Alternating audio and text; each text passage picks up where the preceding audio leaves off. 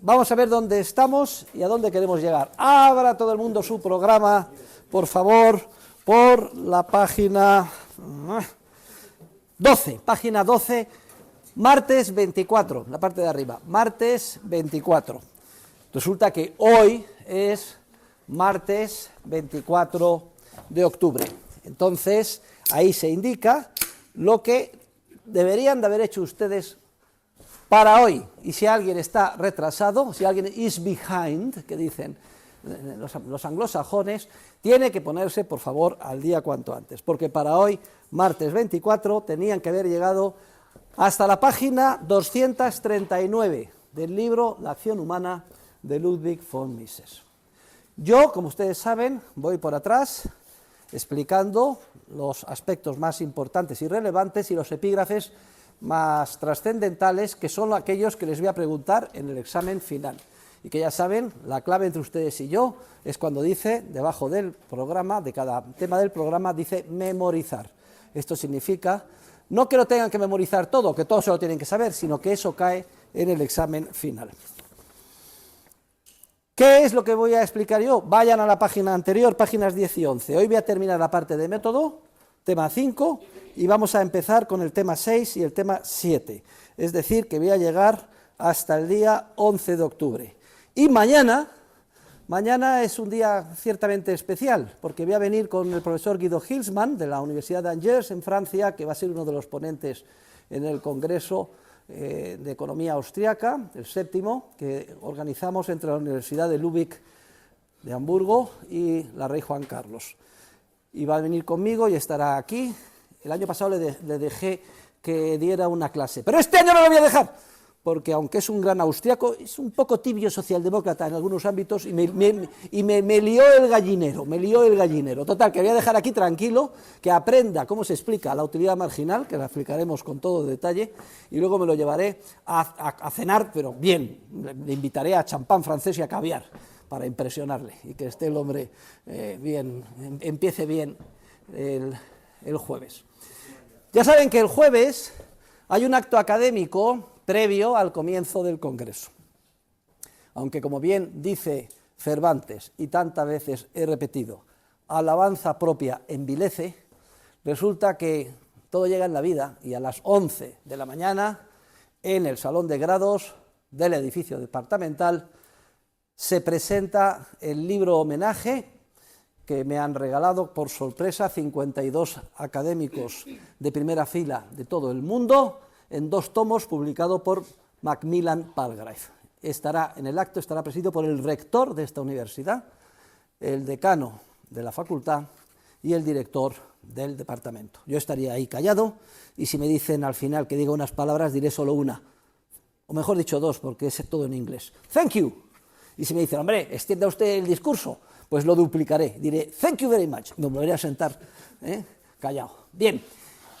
Están todos ustedes invitados, pero si vienen y no hay espacio, se tienen que poner o bien de pie a la derecha o en los pasillos.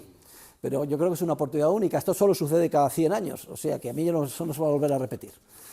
Después de terminado el homenaje, hay una copa de vino español, sin vino español, y a la 1:30 en punto empezamos el Congreso-Conferencia. Hay una pequeña visita guiada para aquellos ponentes que no conocen la facultad, guiada por mí. Les enseñaré brevemente las diferentes instalaciones, que son maravillosas, porque están pagadas por los contribuyentes alemanes, como ustedes bien saben, a través de las ayudas de la Unión Europea. Por eso, los edificios están con mármol travertino, que solo cuesta 200 euros metro cuadrado en las paredes y en el suelo, etc. Si fueran una empresa privada, no habría tirado el dinero de esa manera. Pero hecha ya la visita, empezamos en punto, y es una especie de crash course, un curso intensivo, hasta la tarde, la cena, nos vamos luego todos a cenar, y después al día siguiente, desde por la mañana hasta por la tarde, y se termina con una entrega a los que han hecho ponencias, o vayan a hacer las ponencias, porque es un congreso muy interesante. Se le da un lingote de oro a cada uno, en una entrega que tiene lugar en Degussa a partir de creo que es de las 7 de la tarde. El programa, para aquellos alumnos que tengan interés, está en internet, o se lo pueden pedir a mi secretaria, en español y en inglés. En ese congreso hay una conferencia en la que yo intervengo, que es a las 6:30 de la tarde del jueves, también en el salón de grados. Están todos invitados y también, si no hay sitio, por favor, pónganse de pie o sin molestar mucho. Disimulen ustedes, háganse los mayores. Y si alguien les dice, ¿qué hacen ustedes aquí? ¿Cómo se han colado a este acto? La palabra clave, la contraseña es alumno del profesor Huerta de Soto o alumna del profesor Huerta de Soto. Y entonces ya con eso se tiene que solucionar todo. Aquellos de ustedes que asistan, hagan un breve resumen de mi intervención, me la entreguen, les pondré, como les dije, un punto adicional en la calificación final. Se lo añadiré a la nota del examen final. Les voy a ayudar porque, como quiero ser misericordioso, no llego a la infinita misericordia divina, pero me quiero aprovechar un poco, aproximarme un poco a ella. Les voy a dejar un resumen de mi conferencia en la entrada. Cójanlo y lo fusilan. Hombre, no me lo fusilen, hombre, hagan un pequeño resumen y lo ponen en la batidora, añadan algo de valor añadido, para que yo, por favor, vea que por lo menos han molestado, no sea un fusilamiento matemático. ¿Sabe usted lo que es lo de fusilar, no? Copiarlo, vamos, en pocas palabras. Les dejaré un montoncito con mi conferencia. Mi conferencia, además, este año no va a ser académica, porque este año es un año especial para mí. Es el año en el que se cumplen 50 años de mi primer contacto con la Escuela Austriaca de Economía. Tenía 16 años y voy a explicar cómo fue. Es el año en el que se cumplen 25 años de la publicación de mi libro Dinero, Crédito Bancario y Ciclos Económicos, traducido a 22 idiomas y la obra que más fama me ha dado a nivel internacional. De hecho, hay una sesión monográfica comentando el 25º aniversario de la publicación de Money, Bank Credit and Economic Cycles, donde fustigo a George Selgin y a Lawrence White, se lo merecen, pobrecillos. Hay una sesión monográfica dedicada a comentar el libro y a cargo de 4 académicos que cada uno va a dar su punto de vista. Uno de ellos es el profesor Guido Hirschman, que es el que estará aquí mañana. Pero este es el año en el que también se cumple el 20º cumpleaños, 20º aniversario de la revista científica Procesos de Mercado, que fundé en el año 2004. Y de la que ya llevamos publicados 40 volúmenes, son 2 al año, se publica semestralmente, y que ha servido como vehículo, sobre todo, para dar cancha a las vocaciones académicas de los jóvenes, donde por primera vez, y muchos de ellos, más orgullosos que un pavo real, han hecho sus primeras publicaciones, como un primer paso para carreras académicas muy fructíferas. Pero es que también este año celebramos el 17 aniversario de la fundación del Máster Oficial en Economía de la Escuela Austriaca, el único máster aprobado por la Unión Europea, con validez en toda la Unión Europea, máster de investigación que además permite la obtención de un doctorado en Economía de la Escuela Austriaca, con validez en toda la Unión Europea. Han pasado por este máster más de 300 alumnos de todo el mundo y han leído la tesis doctoral en Economía de la Escuela Austriaca, 52 de ellos. Hemos dirigido, yo y mis colaboradores, 52 tesis doctorales de Economía Austriaca, 52, nada más y nada menos, en 17 años. No hay precedente en el mundo, ni en el pasado, de un programa académico con tantos frutos de investigación como el que hemos llevado a cabo en esta casa. Bien, y antes de empezar, como ustedes saben, 2 cosas, porque hoy voy a terminar la parte de metodología, vamos a comentar el epígrafe 3 del tema 5, la estadística y las matemáticas, vamos a criticar su uso en nuestra disciplina, vamos a pasar al tema 6, con unos comentarios sobre el polilogismo, y el tema 7 sobre medios y fines. Pero antes de empezar, 2 cosas. En primer lugar, tenemos unas personas, pasamos el escáner, invitadas en esta clase, que se van a presentar en este momento. La primera, se levanta usted, dice su nombre y apellidos, de dónde viene y por qué ha llegado aquí. Hola a todos, soy Manuel García, soy estudiante de doctorado en la Universidad George Mason, miembro investigador del Instituto Mises, y vine a presentar la conferencia del jueves sobre una fundación sistemática para la sociología monetaria. Venga, un aplauso a Manuel García. Mande usted eso. Tenemos que decir que en la George Mason profesa el profesor Peter Boitke, que es uno de los eruditos, yo lo calificaría, si no el que más, más importantes en la escuela austriaca, en el mundo. Se lo ha leído todo, se lo ha estudiado todo, lo ha publicado todo. O sea que le debemos mucho a Peter Voigt, que además ha sido siempre muy generoso académicamente a la hora de valorar mis obras y de apoyarnos. La última vez que estuve con él fue con motivo de la reunión general de la Montpellier Society aquí en Gran Canaria, justo antes de la pandemia, pero cuando le vea le manda un profundo abrazo, incluyendo también a los profesores Laurence White, y bueno, George Selgin no está, bueno, eso faltaría más, estaría usted hasta aquí, de la teoría del equilibrio monetario. Bien, pero hay otra persona invitada que se va a levantar, que usted es el más joven del curso. Levántese usted, mire para atrás y preséntese, nombre y apellidos y diga qué hace aquí. Yo me llamo Salvador García, soy el padre de María, soy empresario, por lo tanto, un mártir del Estado y del socialismo, que para mí son la misma cosa. Y si alguien tiene la estúpida idea de estar en España, que se olvide. Un aplauso para Salvador. Salvador. Bueno, no me le hagan caso a Salvador. Lo último que se pierde es el entusiasmo y la esperanza. Contra viento y marea, si ustedes son jóvenes y quieren desarrollar su espíritu empresarial, ya saben lo que tienen que hacer. Sigan mi ejemplo y adelante, contra viento y marea. Porque a pesar de que las dificultades son enormes, siempre si ustedes se empeñan en lograr sus objetivos, los lograrán. Lo digo para equilibrar un poco el pesimismo. Es usted de todas formas más joven que yo, seguro. No. Sí. Yo tengo 66 años. ¿Usted? Sí, un chaval, y dice que el que quiera ser empresario que lo olvide. No, hombre, no me le hagan caso, al revés. Venga, muy bien, el futuro es de ustedes y si tiran la toalla estamos absolutamente perdidos. Muy bien, pues muchas gracias a los dos por su presencia aquí en este acto y el segundo punto, como siempre, es el escáner de preguntas. ¿Hay alguna pregunta? Levanten la mano y pregunten. Sí, adelante, me encanta que usted siempre levanta la mano.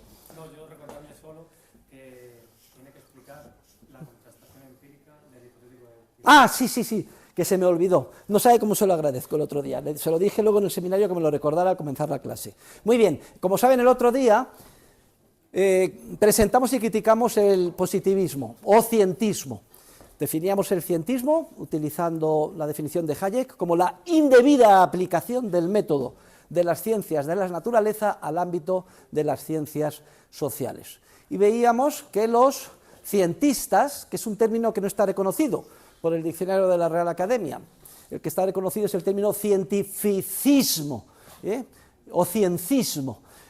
Los cientistas son partidarios del monismo metodológico, es decir, un único método, no importa cuál sea la ciencia, si es la ciencia del mundo de la ciencia natural o si son las ciencias sociales. Pero nosotros decíamos que el objeto de investigación en el ámbito de las ciencias sociales es tan radicalmente distinto del objeto de investigación en el ámbito de las ciencias de la naturaleza. De hecho, lo que estamos investigando es al ser humano, que no tiene nada que ver con una bacteria, con una roca, con un hígado, con un pingüino, un tipo ideal, un representative agent, no tiene nada que ver, sino que el ser humano está dotado de una innata capacidad creativa. Es capaz de descubrir y crear continuamente nueva información sobre fines y medios y ponerse en contacto con los demás en un proceso de interacción social que hemos calificado como de Big Bang social empresarial, una expansión sin límite del conocimiento empresarial que tiende además a estar tan coordinado como sea humanamente posible en cada circunstancia histórica. Creatividad y coordinación son las dos caras de la misma moneda desde la perspectiva del enfoque que damos en este curso. Es tan radicalmente distinto el objeto de investigación que básicamente es un objeto de investigación espiritual. Lo que investiga el economista son las ideas que otros continuamente son capaces de crear y descubrir sobre fines y medios. Dice Mises que la economía no trata sobre realidades del mundo exterior directamente observables, sino que es una ciencia que trata sobre realidades espirituales. Y esta diferencia tan grande exige que el método de aproximación a nuestra disciplina sea distinto al método de aproximación de las disciplinas de las ciencias de la naturaleza. Es lo que se conoce con el nombre de dualismo metodológico. Y terminamos la clase, la semana pasada, explicando el criterio de demarcación de Popper y la versión más estándar del monismo metodológico. Recuerden que consistía en partir de una hipótesis y lo primero que había que ver era si la misma era falsable o no, se consideraba que era científica, si se podía recurrir a la realidad para contrastarla, para ver si la realidad, supuestamente externa, respaldaba o no la hipótesis. Si no se puede recurrir, los cientistas califican a esa hipótesis de no científica. Y por tanto critican a los praxeólogos diciendo que su forma conceptual de enfocar el método de la disciplina se basa o parte de la metafísica, meta más allá de la física, algo que no se puede contrastar, como puede ser el axioma de punto de partida de todo nuestro proceso de investigación, que es el concepto axiomático de acción humana, de la acción humana. Bueno, pues entonces los teóricos de la ciencia natural que abrazan este criterio de demarcación van a la realidad y si la realidad confirma la hipótesis se acepta, pero con visos de provisionalidad, porque nunca se puede descartar que el día de mañana pueda aparecer alguna observación que refute la hipótesis. Es cierto que los propios científicos de la naturaleza cada vez se han aproximado a estudiar fenómenos cada vez más complejos, donde recurrir a la realidad para validar las teorías cada vez es más complejo, y entonces tienen que encontrar procesos de validación cada vez más indirectos, si quieren ustedes intuitivos, etcétera. Y parece que por una paradoja de la evolución de la ciencia, al final ellos se ven obligados a aceptar validaciones como las que desde siempre los teóricos de la economía, al menos los que estamos más cerca de la verdad científica, que somos los austriacos, hemos venido haciendo. Porque al no poderse recurrir a la realidad para contrastar nuestras teorías, dado que nosotros, nuestro objeto de investigación es espiritual y no se pueden observar las ideas de otros, solo se pueden interpretar en términos históricos, y para eso hace falta una teoría previamente elaborada. La única manera que tenemos de validar es mediante el sometimiento continuo de nuestra cadena de razonamientos lógico-deductivos para tratar de depurarlos de los posibles errores que se hayan podido subrepticiamente o no introducir. Y también la comprobación de que los supuestos de la teoría, que ya vimos lo que eran, se dan en el caso concreto que estemos estudiando. Luego vemos que hay dos validaciones muy diferentes, muy distintas.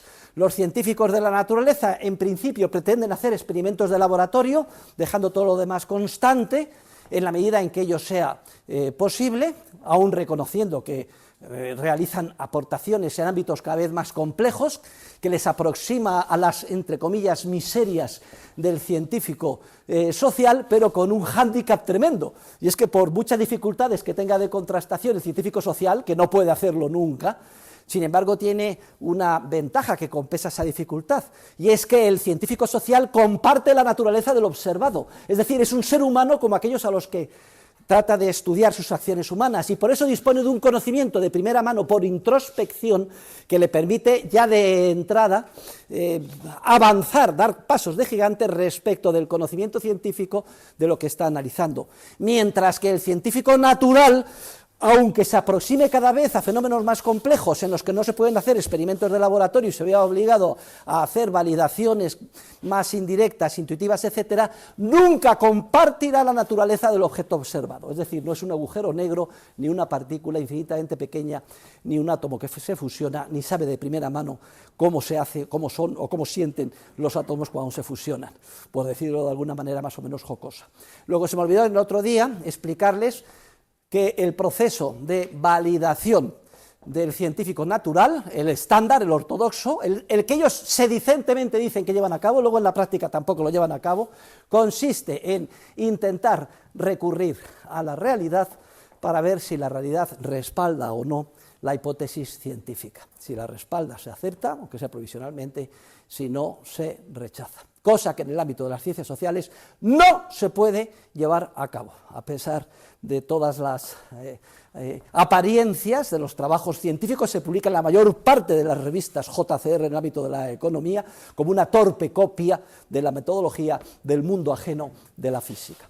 Gracias por recordármelo, porque esto fue un punto que quedó pendiente la semana pasada.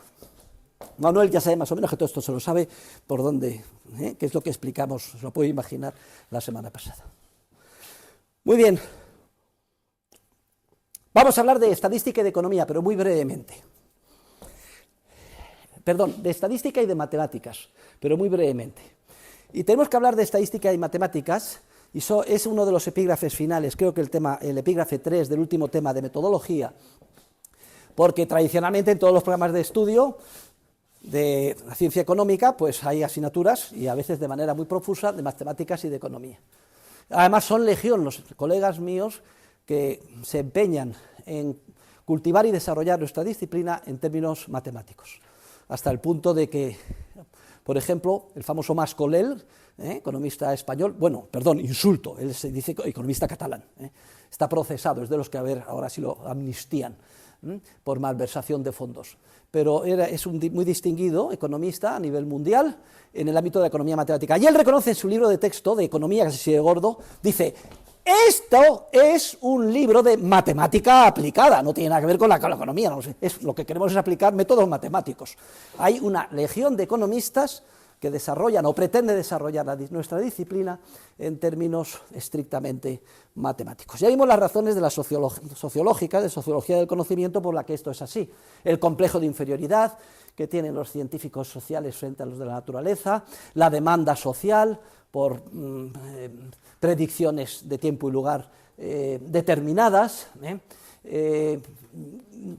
la ingeniería social que alienta la borrachera de poder que nos inunda, esta simbiosis que hay entre políticos, expertos, ingenieros sociales, que tratan de manipular la sociedad a su antojo y dirigir nuestras vidas según ellos consideran que es más conveniente, y no según como nosotros consideremos que es más conveniente, dejando al margen de estas consideraciones que pueden en mayor o menor medida explicar el porqué, sí que tenemos que efectuar unas consideraciones sobre el uso de las matemáticas en economía y de la estadística. Vamos a comenzar con la estadística de manera muy breve. La estadística viene de Estado, o sea que ya nos podemos echar a temblar. Ya decía Lenin que había que organizar la economía como si fuera el departamento de correos y que el ministerio más importante en una economía comunista era el ministerio de estadísticas. Estadística procede de Estado. Jesucristo, Jesús, mi homónimo, nació en Belén como consecuencia de que a un emperador se le ocurrió organizar un censo, las primeras estadísticas, censar a todos los habitantes del Imperio Romano. ¿Y para qué quiere papá Estado censarnos? ¿Para hacernos un bien? ¿Para mandarnos un pavo a casa? ¿Para regalarnos algo? No se engañen, nos quieren censar para chuparnos la sangre fiscalmente. Ese era el objetivo del censo del emperador, y no tuvo más remedio que el padre San José irse a Belén a censarse, que era allí donde tenía sus raíces familiares. De todas maneras, no debemos de buscar la paja en el ojo ajeno cuando tenemos a lo mejor una viga en el propio. Lo digo desde la perspectiva de los judíos, porque antes que el propio Octavio Augusto, nada más y nada menos que Moisés y David también se empeñaron en censar al pueblo judío para extraerles un impuesto nada más y nada menos que de 6 gramos de oro por cabeza, una barbaridad, y hubo incluso revueltas fiscales, etc. David dio marcha atrás a tiempo y parece que su grave pecado se lo perdonó Dios. Estado y estadística tienen la misma raíz. Y si alguien es amante de la libertad, lo primero que tenía que hacer era dejar ciego al Estado y por tanto desmantelar, iba a decir volar, pero yo no soy una persona, eso es en el sentido puramente analógico o metafórico, violenta, desmantelar el Departamento de Estadística. Dejaríamos ciego al Estado, con lo cual su impacto sería mucho dañino, en vez de ser sistemáticamente dañino, sería mucho más aleatorio. A lo mejor uno podría salvarse de gran parte de esa influencia dañina. Pero de la mano de estos censos se va desarrollando poco a poco una disciplina científica, que se conoce con el nombre de estadística. Y la estadística, en el ámbito de las ciencias naturales, pues es muy utilizada y además ha producido y sigue produciendo pues resultados muy fructíferos. Entonces, por ejemplo, se descubre un nuevo tratamiento, ejemplo que he puesto a menudo, para el cáncer de mama. ¿Qué se coge? 50.000 mujeres, se les somete al tratamiento y otras 50.000 mujeres que deciden voluntariamente, se supone, participar en ese experimento, pues se les da un placebo. Y entonces se ve si en el resto de las circunstancias, en la medida de lo posible, pues son semejantes, si hay algún resultado estadísticamente significativo, como por ejemplo que la mortalidad del primer grupo sea un 10, un 20% inferior a la del segundo grupo. Bien, no me voy a entretener, pero hay toda una serie de contribuciones en el ámbito de la estadística que permiten depurar los resultados y decir que, por tanto, este medicamento sí que es efectivo o, por el contrario, no es efectivo para curar el cáncer.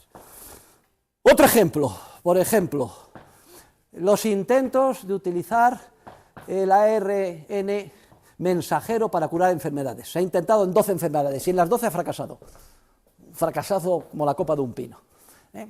En ninguno hasta ahora se ha logrado. Pero se tenía la tecnología preparada y cuando vino el COVID, se dijo, bueno, ya que tenemos la tecnología preparada, vamos a dar una instrucción al ADN para que produzca el spike del virus y entonces nuestro sistema inmunológico diga, anda, aquí hay algo extraño que tradicionalmente no venía produciendo el cuerpo humano, vamos a atacarlo, se producen anticuerpos y eventualmente esto genera inmunidad. Bien. Bueno, como ustedes saben, las vacunas ARN mensajero, pues el ARN mensajero parece ser que han disminuido la probabilidad de morirse y de tener la enfermedad grave, pero no han impedido ni coger el COVID, ni mucho menos que contagiemos a otros. Luego todo esto está sub iudice, y lo que ahora parece que se está demostrando es que no es completamente inocuo esto de dar instrucciones a nuestro propio organismo para que cree él una sustancia ajena a nosotros, sino que procede de un virus, de un Batman, de un bat, ¿cómo se dice en español?, de un murciélago, posiblemente de unas cuevas de China. Ya habría, todo eso habría que verlo. Y entonces el propio organismo pues reacciona y debilitando el sistema inmunológico, etcétera. Por alguna causa misteriosa se ha incrementado la mortalidad un 10%. En todo el mundo occidental, y no hay ninguna causa. Mortalidades que son por temas cardiocirculatorios, tumores, etcétera. Y además, generalmente, de gente relativamente más joven que antes. En España se mueren 1000 y pico personas al día, se morían 1100, 1200, ahora se están muriendo todos los días 100, 150 más, desde hace un año y medio. Y no hay explicación. Lo mismo pasa en Francia, en el Reino Unido, en Alemania y en Estados Unidos. Y los investigadores están callados, pero están trabajando para ver cuál es la posible causa. Dejo simplemente el interrogante ahí puesto. ¿Qué pasa? Que no se pudieron hacer los correspondientes estudios estadísticos para probar, como se hace con todas las vacunas, en tiempo y forma, su efectividad, sino que ante una situación de alarma y de urgencia tan grande, pues se tiró para adelante. Las empresas farmacéuticas fueron las primeras que exigieron inhibirse de cualquier responsabilidad en caso de que el asunto tuviera a medio o largo plazo consecuencias no previstas. Repito, no se pudo utilizar las estadísticas ni los estudios correspondientes para llegar a un resultado como se hace normalmente en el proceso de maduración de una vacuna, como puede ser, que puede durar 5, 10 o incluso a lo mejor más años. Pero la gran pregunta es, ¿y las estadísticas que cumplen esa función tan importante en el ámbito de las ciencias naturales, cumplen alguna función? ¿Dan algo de valor añadido en el ámbito de las ciencias sociales? Y aquí les quiero recordar que el conocimiento adecuado de la realidad social se basa en dos patas. Por un lado tenemos que desarrollar la teoría económica, corresponde a la forma en el sentido aristotélico de los hechos que estamos estudiando en el ámbito de la economía, la forma, es decir, la teoría general, abstracta, etcétera, sobre los procesos de interacción social, pero que para tener una visión completa de la realidad social también tenemos que tener un conocimiento de la historia. Y decíamos que la historia es el estudio sistemático de los hechos del pasado relacionados con la acción humana. Ahora bien, para llegar a la historia debemos de disponer con carácter previo de una teoría que nos permita interpretar ese magma aparentemente inconexo, complejo, confusísimo de hechos históricos a los que tenemos que poner en orden. Pues bien, podemos aceptar que la estadística sea una disciplina instrumental en el ámbito de la historia, que no de la teoría económica. En este sentido sí que se pueden extraer datos históricos sobre hechos económicos del pasado. Por ejemplo, relación de precios de la patata en Irlanda en el siglo XIX de tal año a tal año. Por ejemplo, números de coches que se han vendido o se han comprado en tal intervalo de precios, en tal país, etcétera. Y estadísticas, estadísticas, estadísticas. Pero decíamos que era muy importante entender adecuadamente la relación que hay entre la teoría y la relación que tiene la teoría con la historia. Y lo más importante era, primero, diferenciarlas, y en segundo lugar, no caer en el error más grave que puede caer un científico social: pensar que de la historia pueden extraerse directamente conocimientos teóricos. Error en el que cayeron los historicistas del siglo XIX, encabezados por Schmoller, que fue el que debatió la Methodenstreit contra Karl Menger, y posteriormente los institucionalistas americanos de Thorstein Veblen, y hasta llegar hasta los positivistas cientificistas de hoy, encabezados por la Escuela de Chicago. Milton Friedman, quizás el alumno más brillante de Mitchell. Venga, estadísticas, estadísticas, estadísticas, estadísticas, estadísticas. Cuenta Hayek que cuando fue becado por la Rockefeller para estudiar en Estados Unidos en los años 20, era un jovenzuelo, pues fue a visitar a Mitchell y que quedó totalmente decepcionado. Lo único que había ahí era estadísticas. Mitchell era un siervo de la tradición historicista alemana de Schmoller y pensaba que venga, estadísticas, estadísticas, estadísticas, sobre hechos del pasado se podría de alguna manera llegar a algún conocimiento de tipo teórico. Y esto es lo que les quiero indicar a ustedes y la principal conclusión de mi perorata: que las estadísticas, aun cuando aceptemos que puede ser una disciplina instrumentalmente útil cara a la historia económica, sin embargo, no es útil para la economía teórica. No es que sea útil para la economía teórica, es que es altamente perjudicial si pensamos que de la mera estadística podemos extraer conocimiento teórico. ¿Y por qué motivo? Vamos a mencionar algunos. En primer lugar, porque las estadísticas solo permiten recopilar información del pasado. Por tanto, toda información estadística es solo históricamente contingente. Y lo que no se puede decir es extrapolar que si se ha llegado a un conocimiento estadístico, que esto va a dar lugar a o nos va a permitir predecir de alguna manera qué es lo que va a suceder en el futuro, pero no en el futuro a largo plazo, sino ni siquiera el futuro a medio plazo y el futuro a corto plazo. Y les pongo en guardia.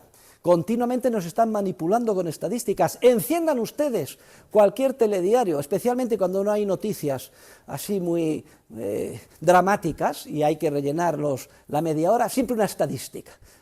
Por ejemplo, otro día enciendo la televisión y dice: el 60% de los menores de 16 años en España han perdido la virginidad. Y todos, ¡oh! Miren ustedes, no se lo crean. Han cogido una muestra, han hecho unas preguntas más o menos sesgadas y luego dan ese resultado. Pero ese resultado, ¿qué significa? Significa que esto ha sucedido, está sucediendo y, sobre todo, más grave, que seguirá sucediendo en caso de que haya sido o responda a la realidad. De ninguna manera. Las estadísticas solo recogen, y en el mejor de los casos, y si no están manipuladas, información del pasado que no tiene que repetirse de cara al futuro. Eso es, por tanto, históricamente contingente. No dicen nada sobre lo que vaya a suceder, porque el futuro en economía no es un porvenir que esté definido en términos estadísticos. Es decir, que los últimos 1000 años hemos visto que el sol sale cada 24 horas por el mismo sitio. El futuro en economía es un por hacer, y será uno u otro según cómo lo hagamos mañana. Y ese hacerlo mañana dependerá de la información que empresarialmente creemos mañana. Información que todavía no tenemos hoy, porque si la tuviéramos hoy ya no sería una información de mañana, sino que sería una información de hoy. El futuro es ineradicablemente incierto, y no se puede someter ni puede aplicarse a un supuesto conocimiento del futuro ningún conocimiento de estadístico, porque solo recoge información sobre circunstancias particulares de tiempo y lugar y de acciones concretas de tiempo y lugar que se tomaron en el pasado. Ya saben que el futuro es ineradicablemente incierto, pero que podemos enfrentarnos a él gracias a las instituciones sociales, que ya explicamos en clase lo que son, y hacia la propia fuerza de la capacidad empresarial que tiende, cada uno que cuando la desarrollamos creativamente, tendemos a lograr lo que nos proponemos, aunque no tengamos ninguna garantía de hacerlo. Pero es que hay otra idea muy importante que tenemos que mencionar en relación con las estadísticas, y es que las estadísticas solo proporcionan, en el mejor de los casos, una información más o menos parcial sobre elementos de las estructuras formales. He dicho estructuras formales, pero no es correcto. Las estructuras dinámicas formales, es decir, sobre los procesos formales de cooperación social, y aquí ya viene la guinda dinámica, que constituye el objeto de investigación de la ciencia económica. Pero aunque pudiéramos considerar que la estadística picotea, como si dijéramos, la superficie de la información que se genera, una parte infinitesimalmente pequeña, en ese devenir dinámico que son los procesos de cooperación social que estudiamos los economistas, la estadística jamás proporciona información sobre la estructura formal misma, es decir, sobre el proceso social en términos formales. Lo que estoy diciendo, jamás proporciona información teórica alguna, ni puede proporcionar ninguna información teórica.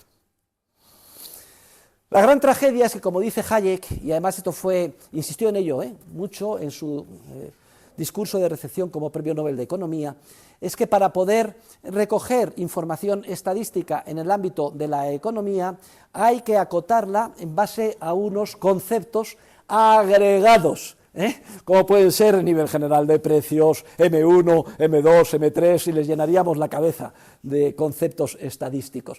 Son conceptos que se fuerzan en economía por mis colegas, los matemáticos y los estadísticos, para permitir precisamente la observación estadística. Pero dice Hayek que se da la paradoja, que estos conceptos carecen de sentido económico. O sea, aquello con los que están trabajando los economistas estadísticos y los económetras, con la finalidad de poder aplicar su metodología matemática y estadística, carece de sentido económico. Y viceversa, los conceptos teóricos verdaderamente relevantes no permiten tratamiento estadístico.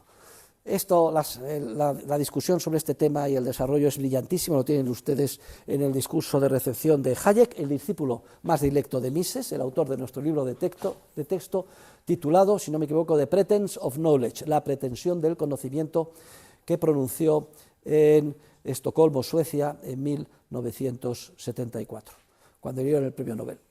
Les recuerdo que para mí fue uno de los momentos, una de las mayores alegrías que me lleva en mi vida, porque yo con un jovenzuelo de 16 años entro con la escuela austriaca, el año anterior me lo empiezo a leer todo, y fíjense ustedes, al año siguiente le dan el premio Nobel de Economía a Hayek, de que me había leído ya muchas cosas, y dije, pues voy por el buen camino, estos son de los nuestros. No se ha vuelto a repetir un premio Nobel a un austriaco, y eso que Israel Kirzner está en la lista para recibirlo año tras año, pero cada vez está el hombre más mayor y me temo que se nos va a morir antes que se lo den.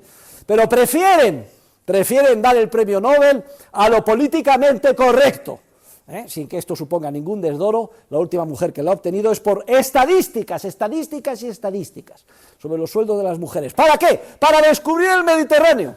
Ha descubierto el Mediterráneo y te dan el premio Nobel. O sea, tú vas a Valencia, ves el mar y ¡coño, el Mediterráneo! Premio Nobel. Premio Nobel porque esta es una mujer muy lista de descubierto el Mediterráneo. A saber, que las mujeres en general ganan menos que los hombres porque le dedican menos tiempo al trabajo y más tiempo a la familia. Esa es la conclusión. Y luego, la verdad es que no es que sea una feminista radical, ni extrae otras conclusiones de esto, ni nada de nada, pero lo deja ahí preparado y muchas dicen, ¡qué injusticia! Que se les pague lo mismo, etcétera. Y ahí cada uno pues puede apuntarse al carro que desee. Los conceptos teóricos no permiten, los que son verdaderos para interpretar la realidad en la mayor parte de los casos, tratamiento estadístico. En cambio, aquellos que se han hecho ad hoc para poderlos darle forma que se puedan extraer en términos estadísticos, carecen de sentido económico.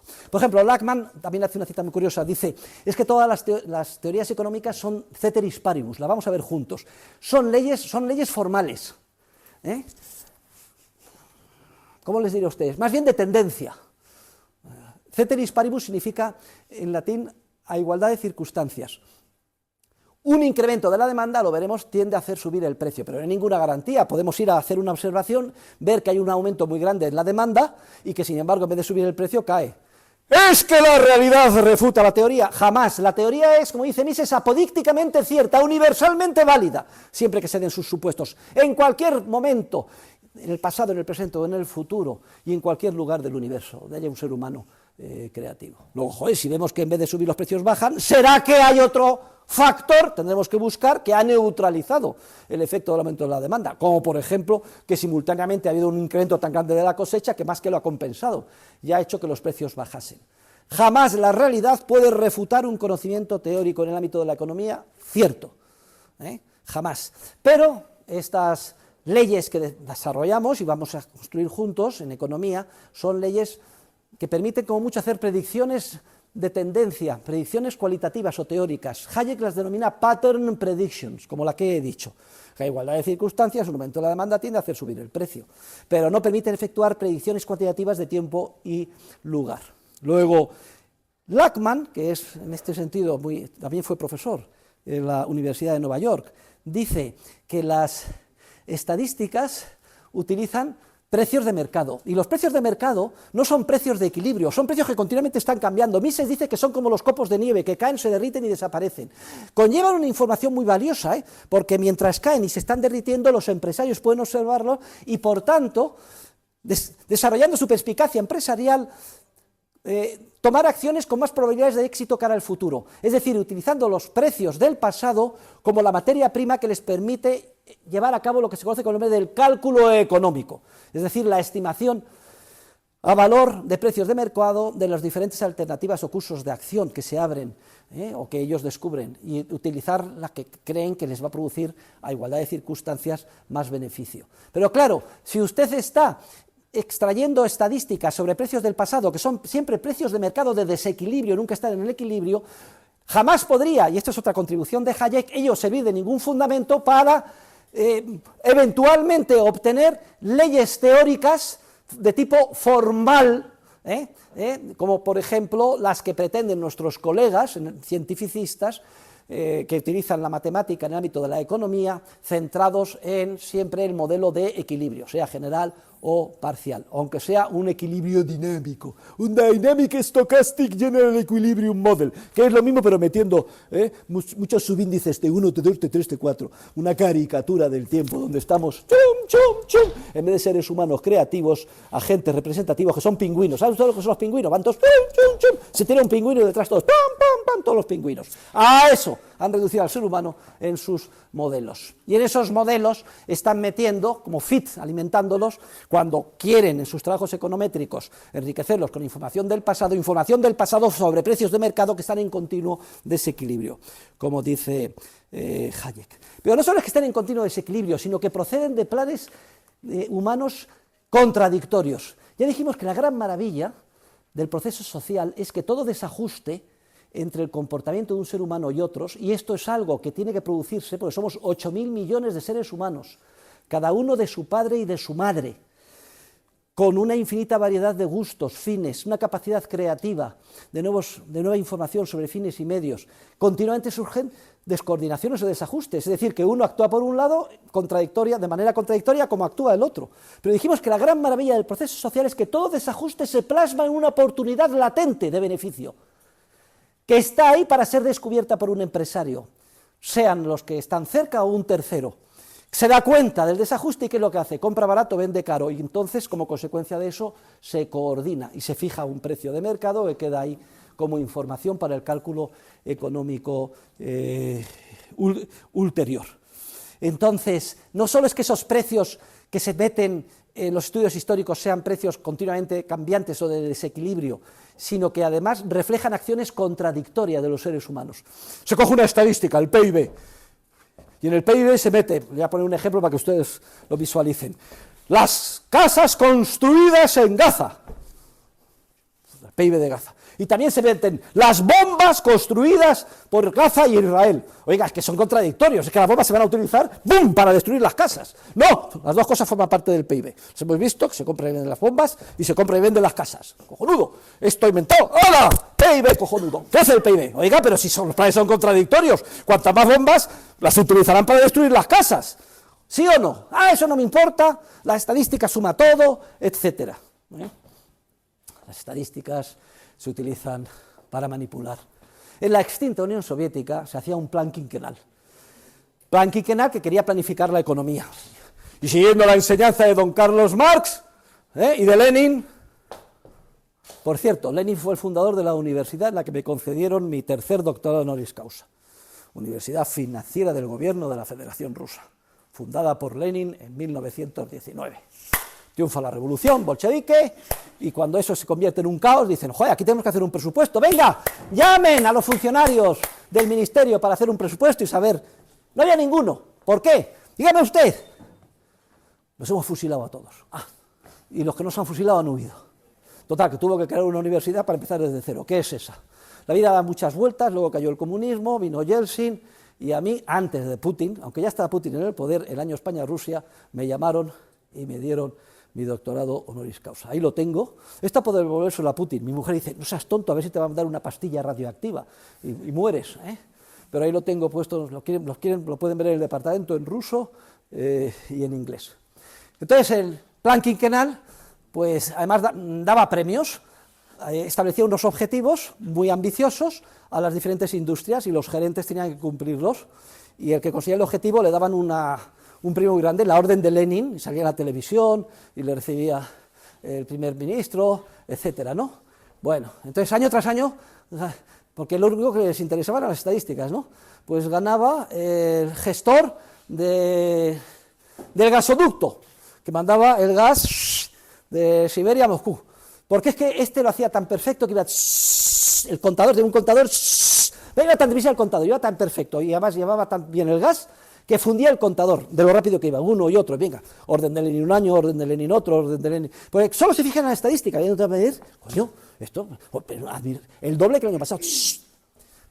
Pero había truco, secreto a voces. Resulta que le sucedía una fuga de carajo de gas justo después del contador, y se iba todo el gas, y entonces se fundía, hasta que un año, ¡bum!, como lo que ha pasado hoy en el Colegio Mayor, Nuestra Señora de África, a las 3, que ha explotado el gas, no sé si lo habrán visto en la televisión, había unas llamaradas realmente espectaculares, aquí en Madrid, en la ciudad universitaria. Yo voy todos los domingos, paso por, menos mal que no sucedió cuando paso yo, joder, paso por la puerta para ir a Puerta de Hierro a jugar al golf, todos los domingos a las 9 de la mañana. Y en las estadísticas, año tras año, créanme, cuando yo era pequeño, aparecía la Unión Soviética como el primer país productor del mundo de patatas, como el primer país productor del mundo de tractores, como el primer país productor del mundo de acero, el primer país productor del mundo de hormigón. Y se decía, ya están los días contados, el comunismo va a triunfar y la planificación central y vamos a alcanzar y superar a los Estados Unidos. Pero sin embargo, ¿qué pasaba? Que eso son estadísticas, y las estadísticas no recogen los planes ni los hechos contradictorios. Las patatas contaban las que se habían producido en el campo, pero luego quedaban millones de toneladas sin recoger. Y los tractores estaban a 3.000 kilómetros en explanadas oxidándose, porque los tractores no iban a recoger las patatas. Y el hormigón y el hierro se dedicaban a construir cosas que nadie quería, como la famosa central atómica de Chernobyl. Vean ustedes, es que no tiene desperdicio, vean ustedes la serie en 4 capítulos Chernobyl, porque refleja perfectamente la gran mentira de las estadísticas. Y ahora me estoy refiriendo al hecho de que solo recoge información del pasado, de manera muy pequeña, la punta del iceberg de los procesos o estructuras que son los que formalmente tenemos que estudiar, información además de precios reales que son de desequilibrio y sobre planes empresariales que son contradictorios. Luego, mucho cuidado con las estadísticas. Con las estadísticas se puede demostrar cualquier cosa. Hay un libro muy famoso además de Oscar Morgenstern, si no me equivoco, mírelo, How to Lie with Statistics. ¿Cómo mentir con las estadísticas? Léanlo, Morgenstern, uno de los asistentes al seminario de Mises y miembro de la escuela austríaca. En suma, la economía, la ciencia económica, como venimos desarrollándola, trata sobre los procesos de transmisión del conocimiento disperso entre los seres humanos. Y ese conocimiento no se puede medir estadísticamente. Ya les he dicho varias veces, ¿alguien ha visto una idea? ¡Anda, una idea, Manuel! Voy a coger su idea. Mira, mido estadísticamente. La idea de Salvador. Apunte esta idea. Que no, señores. Solamente algunas de las manifestaciones concretas de nuestras acciones, que solo son, repito, una parte infinitesimal de tipo periférico de lo que vivimos, sentimos, hacemos y creamos, queda recogida externamente y se puede recoger en datos estadísticos como una relación de precios en un lugar determinado, en un momento concreto. Nunca se crea una estadística, sobre todo mis queridos alumnos de comunicación audiovisual. Es importante, porque ustedes son de comunicación audiovisual. Las estadísticas siempre mienten y tienen trampa. Y desde luego, si no lo tienen y no mienten, jamás la extrapolen para el futuro, ni siquiera para el minuto siguiente. Todo está manipulado. Se trata de que un señor que viene despuntando, vamos a tumbarle políticamente, y vamos a hacer una estadística masiva de que va a arrasar, ¿con la finalidad de qué? De asustar a los adversarios políticos y movilizarles para que le paren. No estoy poniendo el ejemplo de Javier Milei en Argentina, que también estoy poniendo el ejemplo de lo que ha pasado en las elecciones españolas el pasado 23 de julio. Mucho cuidado con las estadísticas y sobre todo los de comunicación audiovisual, tienen ustedes ahí una responsabilidad personal inmensa. Vamos a hacer algún comentario sobre las matemáticas, lo cual para mí es especialmente querido, porque mi profesión es la de matemático. Fíjense ustedes, les toca un profesor matemático, hay que joderse. No sé si eso se dice en México, ¿no? No, en México lo dices coger. Coja a tu mujer, o eso es en Argentina. También, por eso no se puede decir, oye, coja a tu mujer y llévamela, o cojo a tu mujer y me la llevo. No digan ustedes eso porque ellos lo interpretan en otro sentido y entonces, sobre todo si están en México, ¡pam, pam!, le pueden pegar 2 tiros. Y yo, ¿qué pasa? Soy español, perdone, no sabía lo que significaba coger, y muere. Lo digo en broma, hombre, alguna puya podemos hacer a los mexicanos, ¿no? Bien. Pues resulta que yo me especialicé en estadística y econometría. Y en matemática, actuarial. ¿Qué son los actuarios de seguros? ¿Y por qué lo hice? Porque mi abuelo, Jesús Huerta Peña, que en paz descanse, fue el primer actuario de seguros que se graduó en España, al comienzo del siglo pasado. Y fundó una compañía de seguros de vida. Compañía de seguros de vida que actualmente presido yo. Soy presidente del Consejo de Administración y director general. La compañía de seguros de vida creció y fue muy próspera, y es la más solvente que hay en España, de la más solvente de Europa. Y luego le sucedió mi padre, Jesús Huerta Ballester. Y yo, que era el tercero de la saga, pues también estudié estadística y econometría actuarial para ser actuario de seguros. Los actuarios de seguros son como si dijéramos los ingenieros matemáticos de las compañías de seguros. Son los que calculan, utilizando las tablas de mortalidad y la matemática financiera, cuál es el precio que hay que cobrar por las coberturas. Es lo que se llama con el nombre de prima, en inglés premium. Viene del latín, porque en el ámbito del seguro es el único sector en el que se cobra por adelantado. Entonces, ningún sector empresarial se cobra por adelantado, menos en los seguros. ¿Por qué? Porque desde ya el seguro marítimo se descubrió, que es el primero que surgió en el medievo, en el Mediterráneo.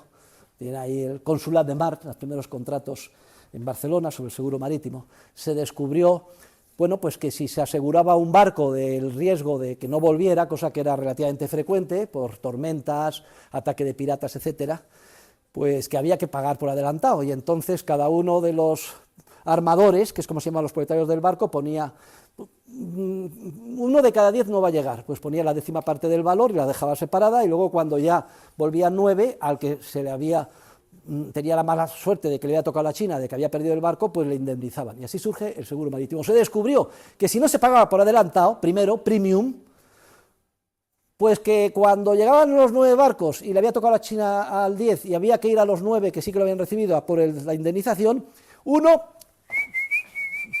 miraba para otro lado, el otro, me tengo que ir de viaje, la gente no pagaba. Como no me ha tocado la China a mí, no tengo ningún incentivo.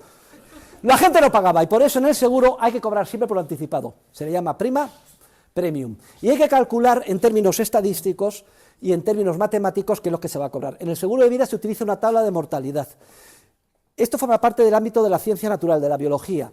Con mucha precisión somos capaces de predecir las personas que se van a morir por cada bloque de edad. Por ejemplo, que 3 personas de cada 1000 de 50 años de edad van a fallecer. Y además se cumple a rajatabla. Hay unas pequeñas variaciones, va mejorando con las mejoras de la sanidad, etcétera, y va disminuyendo la mortalidad, salvo que se produzcan, que es rarísimo, llevábamos casi un siglo de caída de mortalidad, hasta que ahora, después de la pandemia, pasados 3 años, como les he dicho, pues ha repuntado, y todavía no se sabe por qué.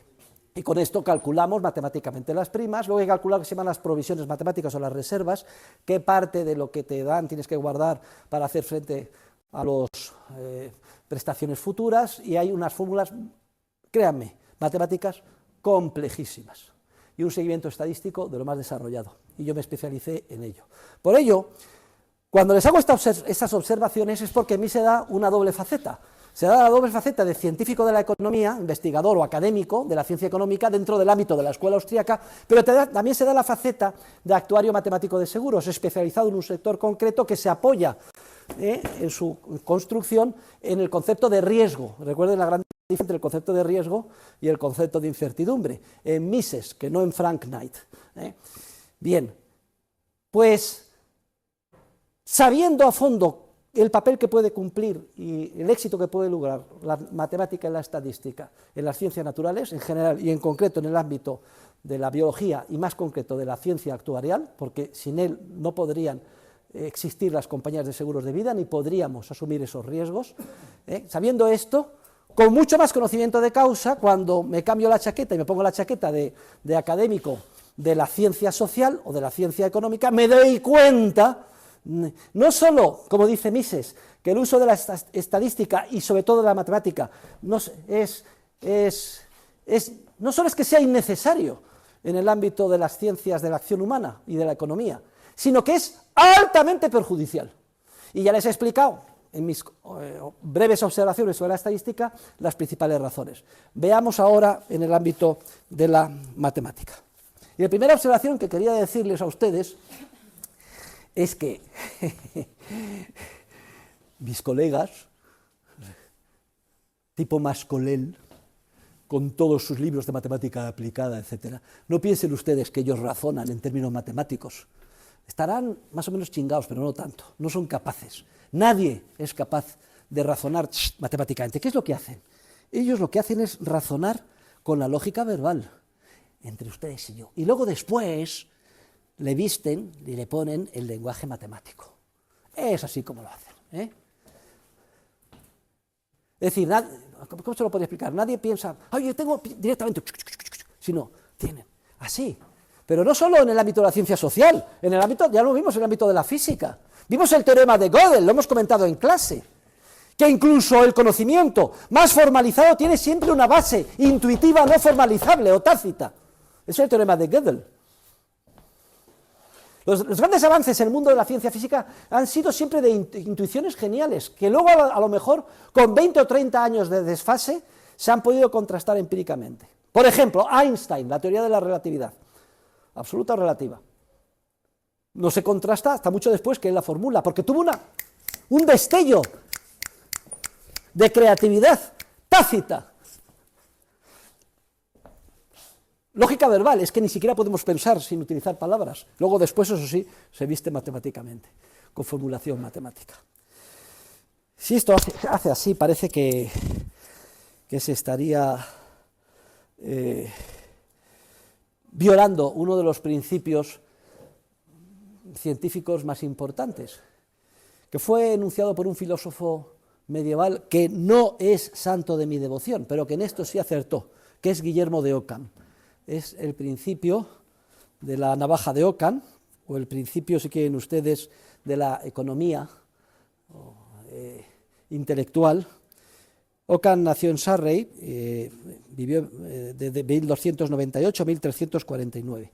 Su principio, el de la economía intelectual, principio según el cual hay que procurar evitar la innecesaria multiplicación de entes. Es decir, usted tiene los conceptos verbalmente y luego los multiplica poniéndolo en forma matemática. Bien, esto sería más o menos un juego divertido, el propio implícitamente Mascolel lo reconoce en su tratado, esto es un juego de matemática aplicada. Si no fuera porque en ese batiburrillo ellos parten y hacen formulaciones, pero luego esas formulaciones, como les ponen cachondos, siguen operando. Y al final llegan a unos resultados y pretenden que esos resultados se den también en la realidad, como como vamos a ver ahora enseguida, en ese proceso se pierde lo más relevante, que son el sentido de los pasos intermedios en economía, pero lo vamos a comentar enseguida. El caso es que si usted lo desarrolla con lógica verbal y luego lo pasa a las matemáticas, pues está, de alguna manera, primero duplicando el trabajo y violando este principio de economía científica, economía intelectual. ¿Y por qué lo hacen? ¿Por qué lo hacen? ¿Es que son masoquistas? ¿Es que les pone cachondo las matemáticas? Pues ya decir, es que parece que con eso consiguen más respetabilidad científica.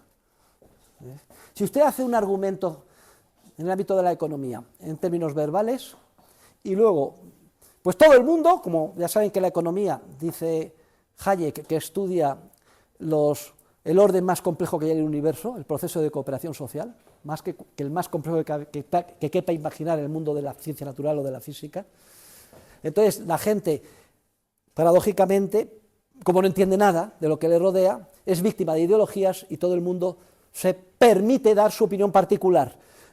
Desde el doctor Sánchez, por favor, que nadie deje, es una incorrección muy importante académica de utilizar el título académico de nuestro presidente del gobierno.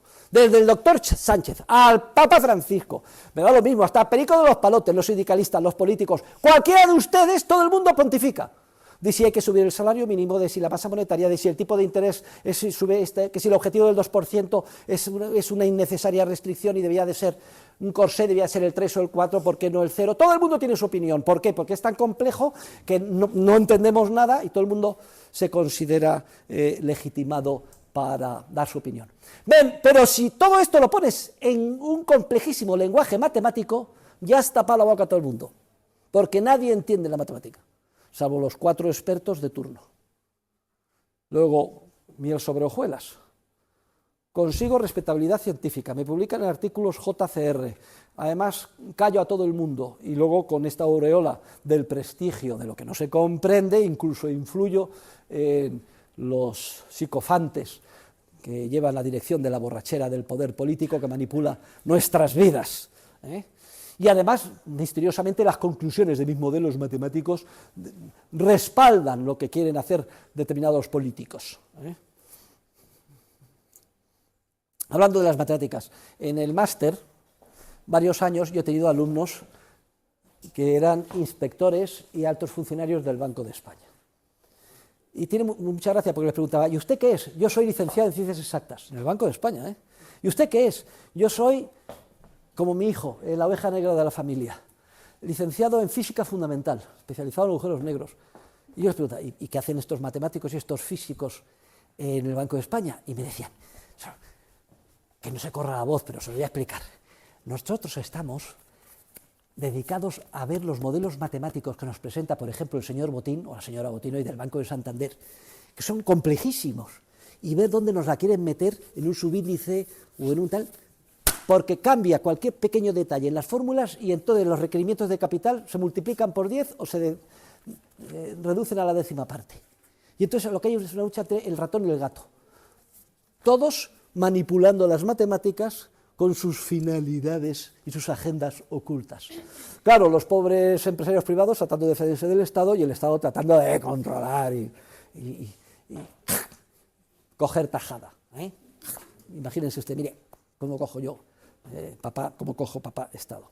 Luego, lógica verbal, la pasan a matemáticas, quedan como los súper inteligentes, les publican además, consiguen los mejores puestos académicos, callan la boca a todos los que se les oponen porque no entienden nada de las matemáticas, pero en todo caso viola el principio de Ockham. Él lo enunció, escribía en latín, claro, entonces, era la lingua franca científica, decía, entia non sunt multiplicanda praeter necessitatem. Principio de economía intelectual de Ockham. Entia non sunt multiplicanda, los entes no deben de multiplicarse sin necesidad. Otro ejemplo, un colega mío, American Life Insurance Company, AIG, International Insurance Group, Chicago, la número 1 del mundo. ¡Ah! Somos un genio. Una compañía de seguros colega. Vamos a lanzar un seguro cojonudo que no se le había ocurrido a nadie. Es un seguro para asegurar el impago de los emisores de renta fija, especialmente pública, privada, Fannie Mae, entes locales de Estados Unidos, etc. Pero coño, ¿cómo se calcula la prima de esto? Entre ustedes y yo, ese es un evento de la acción humana, incertidumbre y no se puede asegurar. Y de pronto contratan a los 10 más brillantes matemáticos de Estados Unidos con las computadoras más sofisticadas, sueldo $1.000.000 al año, y se encargan, calcularme las primas. Bueno, pues esto ya, $1.000.000 al año, eso se calcula primero. Un supermodelo, y viene al Consejo de Administración con el resultado. Esto es. Y los administradores, en vez de decir, ¡a la mierda esto, no lo entiendo!, no se hace este seguro, coño, 500 páginas de fórmulas, nos hemos gastado la hijuela en sueldos y los mejores ordenadores, vamos a asegurar esto. Y lo aseguran. ¿Y saben ustedes qué pasó? ¡Que quebró la compañía! Toma por culo en la última recesión. Y fueron los matemáticos. No, las matemáticas nunca fallan. Lo que pasa es que ustedes las han aplicado en un contexto indebido. Oiga, cabrón, que ustedes cobran $1.000.000 y me dijeron que esto servía para algo. Pero no se rían de esto. El mayor ordenador del mundo, para calcular el más sofisticado modelo de equilibrio general, Dynamic Stochastic General Equilibrium Model, el de la Reserva Federal, y para calcular la Reserva Federal, el de Morgan Stanley, el de las grandes fondos de inversión, etcétera, todos en la época de la burbuja previa a la gran recesión, parece que todo iba fenomenal. Y ninguno de esos modelos pudo prever que se iba a hundir todo. Hay un libro que se titula The Map and the Territory, publicado por Alan Greenspan, el gran culpable de la gran recesión. Y dice que una cosa es el territorio real y otra es el mapa que nosotros tenemos. Y claro, el mapa de nuestros modelos falló. Sí, pero ¿con qué coste? Por poco se hunde toda la economía y en España tuvimos 5 millones de parados y 1 millón de familias con todos sus mismos en paro. Todo por creernos esos sofisticados modelos matemáticos. ¿Y qué ha dicho doña Christine Lagarde, mi gran amiga carapájaro francesa, presidente? No es una manera, es simplemente para que ustedes ya saben a qué me estoy refiriendo. Del Banco Central Europeo. ¿Qué dice ahora? Pobrecillas, que no sabe nada. Es una ignorantamus, si lo único que estudia es Derecho. Y en una academia, además, con el endiosamiento de la razón francesa, de administración pública en Francia. Es que lo leí el otro día y me mandaba de risa en el Financial Times, que dice, no me voy a volver a creer ninguno de los modelos, ni los resultados de los modelos que me presentan el economista jefe en el Consejo del Banco Central Europeo. ¡A buenas horas, mangas verdes, gilipollas! Te lo tenías que haber dicho, no haberte lo creído antes. Sí, es que me dijeron que esto de inyectar, poner a negativo el tipo de interés y meter un 40% de la masa monetaria no iba a tener ningún efecto inflacionario, lo decían los modelos. Luego empieza la inflación. Pero me dicen los modelos que es una cosa puramente transitoria, que va a durar 2 meses, y que además no va a pasar del 4%. Luego la inflación se pone en el 12 y dura 2 años. ¿Y qué ha hecho? Dice, ya no me creo más los modelos. A buenas horas, mangas verdes. Hombre, me he venido a la clase del profesor Huerta de Soto hace 4 años, y por lo menos no hubieras cometido este fallo. ¿Qué pasa? Cuando llega un modelo complejo, con toda la respetabilidad científica de las matemáticas, a un consejo de administración, nadie se atreve a ponerlo en solfa, porque como no lo entiende, cada uno tiene temor o miedo a quedar de idiota. Se lo estoy diciendo exactamente como es. Si a eso añadimos de que cada uno de los miembros del Consejo representa los intereses espurios y bastardos del país del que viene, España los suyos, Italia los suyos, Francia los suyos, etcétera, al final cada uno, ¿qué hay? Divididos. Las palomitas y los halcones. The doves and the hawks, ¿no? Los alemanes o los halcones, subir los tipos de interés austeridad, y las palomitas, que los tipos de interés sean muy bajos, que no haya austeridad.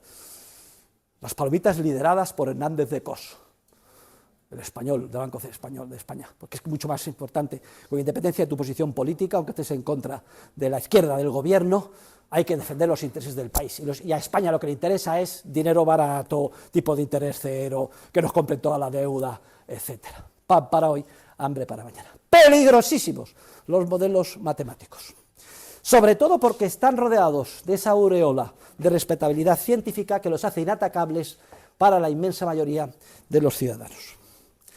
Hay otra idea, y es que se dice que el lenguaje matemático es más preciso que el lenguaje verbal, y esto es otra grave equivocación. Ya saben ustedes que Karl Menger fue el fundador de la Escuela Austriaca de Economía. Mises decía, jamás pregunten por la vida amorosa de los economistas de la escuela austriaca. Se encontrarán con las historias más rocambolescas. No es mi caso, por lo menos hasta ahora.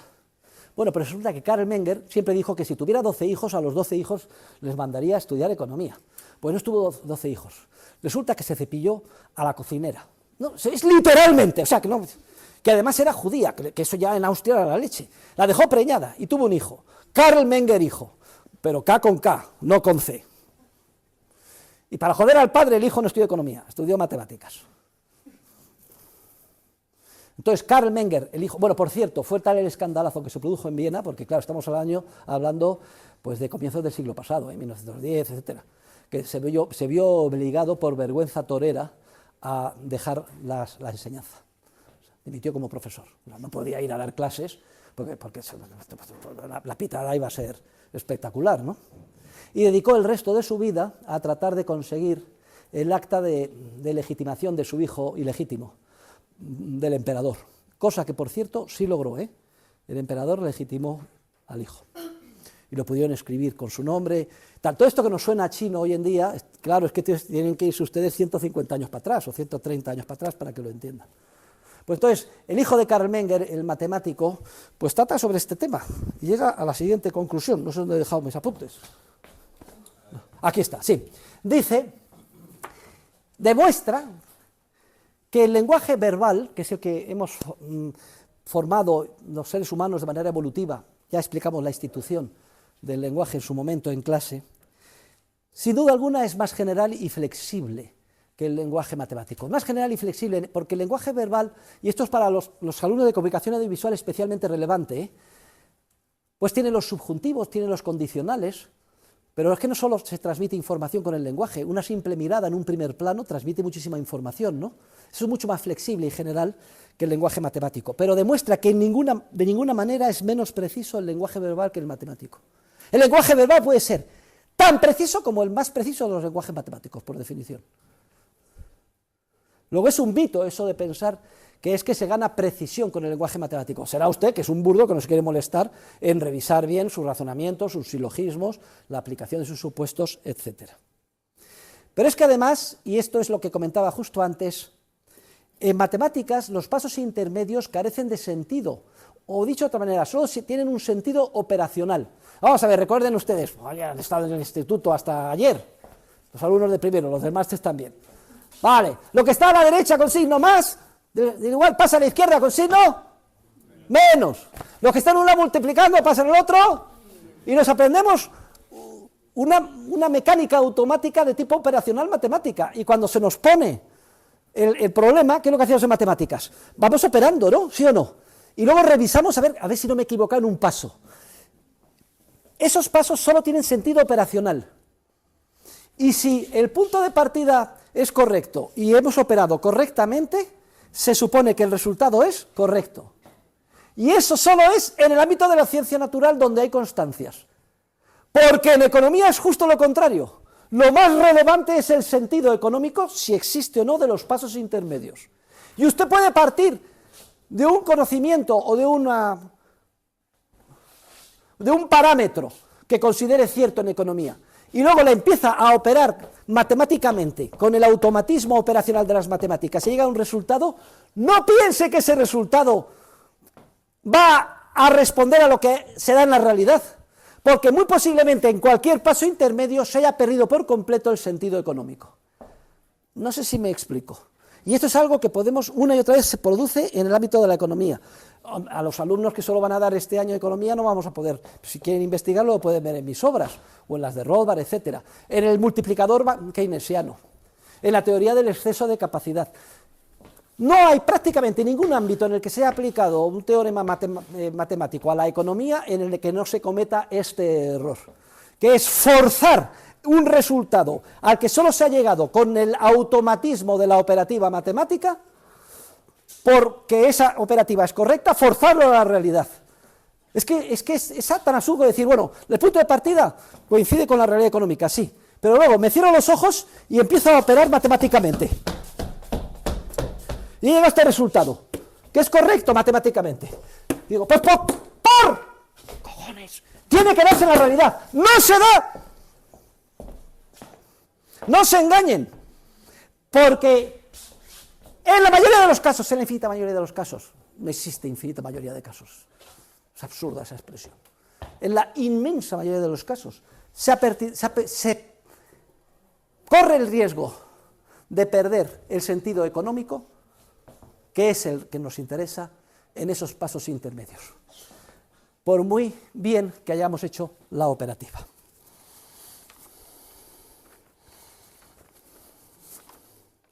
Tengo aquí el multiplicador del profesor Huerta de Soto, etcétera. No me da tiempo, lo pueden ver en los apuntes a aquellos que les interese.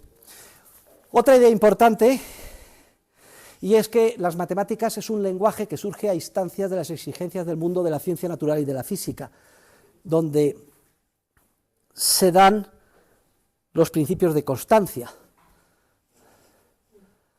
A efectos prácticos, porque ya sabemos que la estrella polar mide el norte, pero dentro de 14.000 años no lo medirá.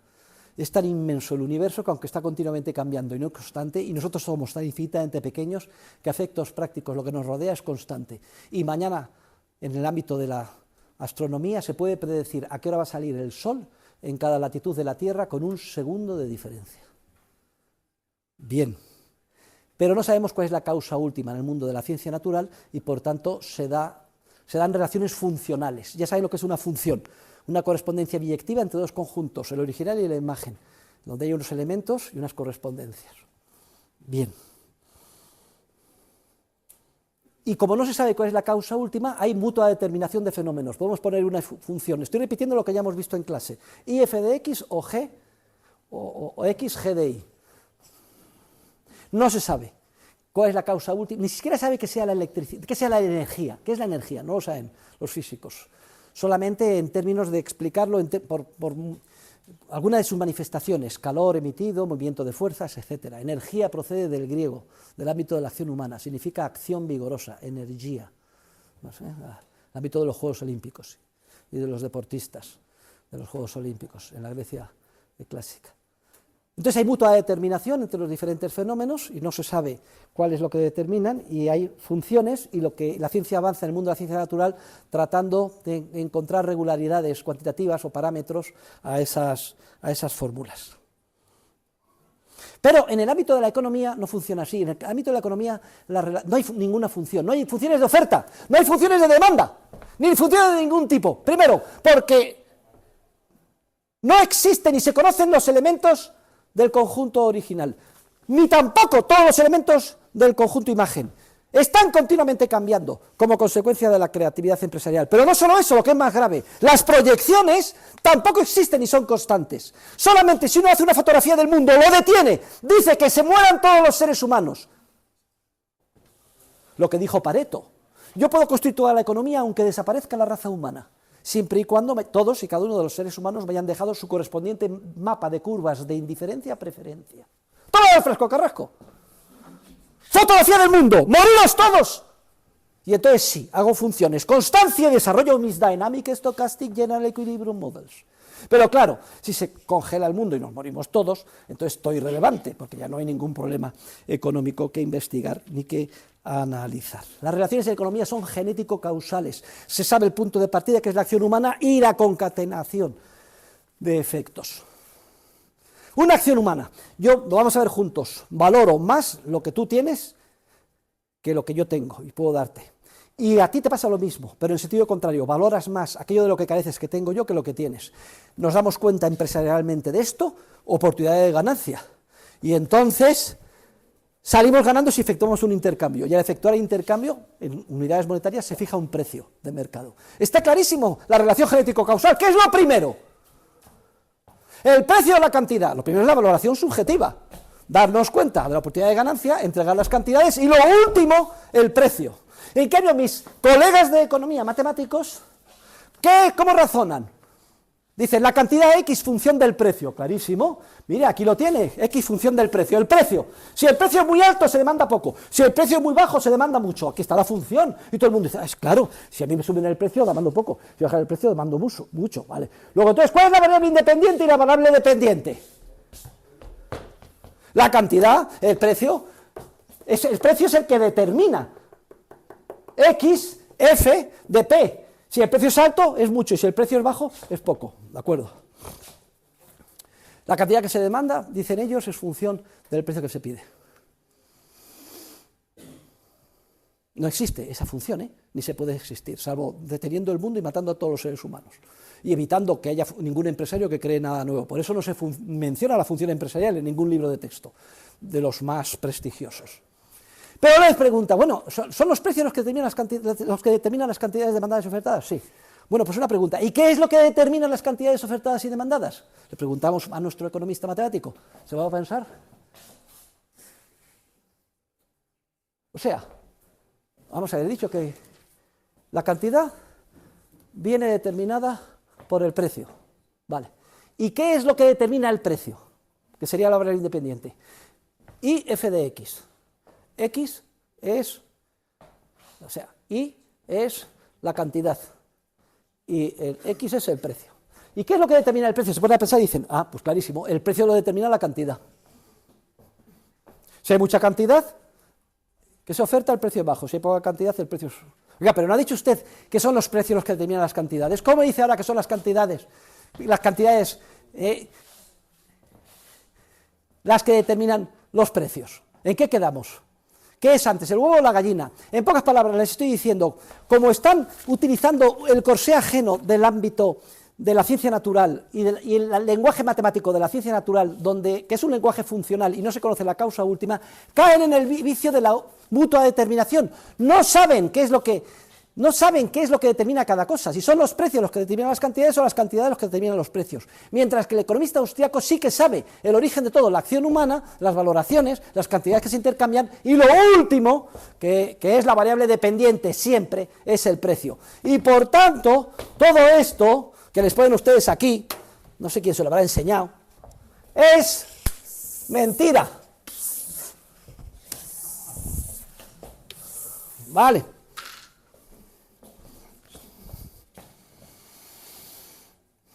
Aparte que los economistas matemáticos se ven obligados a estudiar el modelo de equilibrio, ya lo he dicho. Se paraliza el mundo, se hace una foto y se impide que nadie crea nada, mientras que el mundo está en continuo desequilibrio. Y también hacen el cálculo matemático en términos continuos, esto no me va a entretener, infinitesimalmente, un poquito más, un poquito menos, o sea, un poquito más de esto, un poquito menos del otro, infinitesimalmente. Pero es que las decisiones en economía no son continuas, son discretas, no se puede aplicar el cálculo diferencial. El concepto de derivada no se puede aplicar, es el límite, la derivada, concepto de derivada, el límite de un cociente incremental, infinitesimalmente pequeño. Que en economía no es, pierdo la virginidad infinitesimalmente poco, un poquito menos, no, o se pierde o no se pierde, coño, las acciones humanas son discretas, no continuas, está claro el símil, y lo mismo pasa en cualquier ámbito de la acción humana.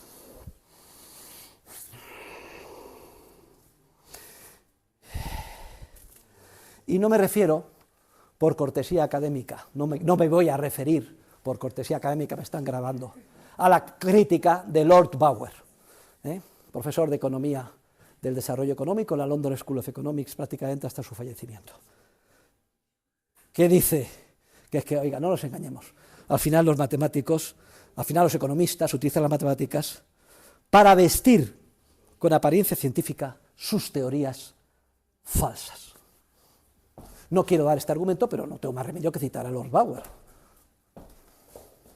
Y hay una disciplina de economía que se llama econometría, que es la que trata de aplicar a nuestra disciplina una combinación de las dos, la estadística y las matemáticas. Como es lógico, aquí todo el vicio de la estadística se suma al vicio de las matemáticas y aquí hay sinergias o sinergias, no 2 más 2 son 4, cuando son en maldad y en vicio, 2 más 2 son 16.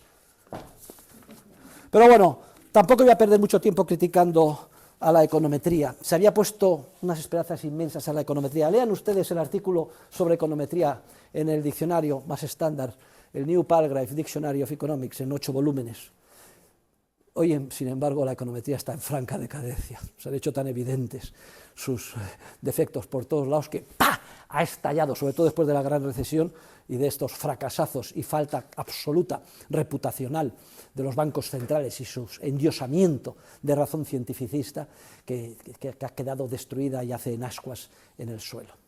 Queridos alumnos, muchas gracias por su paciencia y ahora todos al fútbol. Venga.